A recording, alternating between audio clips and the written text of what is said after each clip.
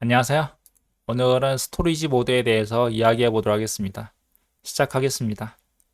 일단 스토리지 모드는 네 가지가 있습니다. 하나하나씩 살펴보겠습니다.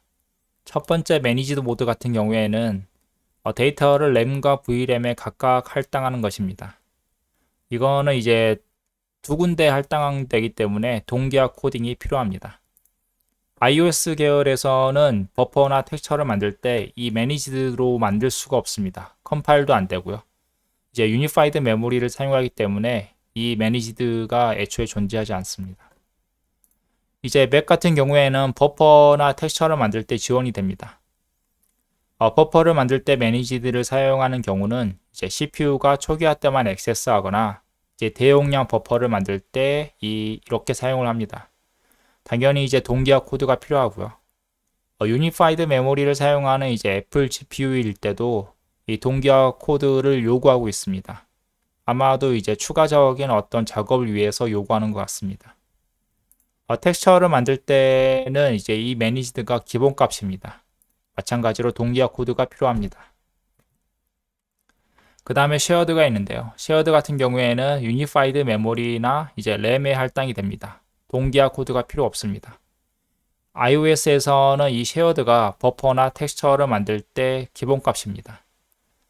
그리고 이제 이 쉐어드 같은 경우에는 이 프라이빗하고 다르게 이 CPU도 데이터를 액세스 할 때 이 쉐어드를 사용해서 이제 버퍼나 텍스처를 만듭니다.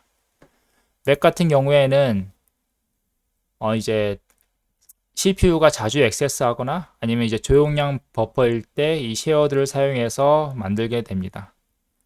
만약에 이제 대용량 버퍼이거나 아니면 이제 CPU 액세스가 적거나 그럴 때는 이제 매니지드를 통해서 만들게 됩니다. 그 다음에 텍스처일 때는 이 쉐어드가 지원이 되지 않습니다. 컴파일도 안 됩니다.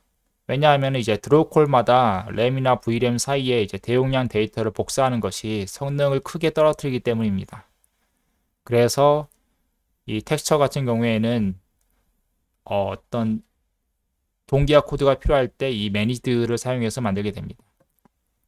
그 다음에 프라이빗 모드가 있습니다. 프라이빗 모드 같은 경우에는 유니파이드 메모리 또는 VRAM이 할당이 되고 오직 GPU에서만 액세스할 수 있습니다. iOS에서는 이제 버퍼나 텍스처 만들 때 모두 지원이 되고요. 그 다음에 맥에서는 버퍼를 만들 때나 이제 텍스처를 만들 때 마찬가지로 iOS와 마찬가지로 둘 다 지원이 됩니다.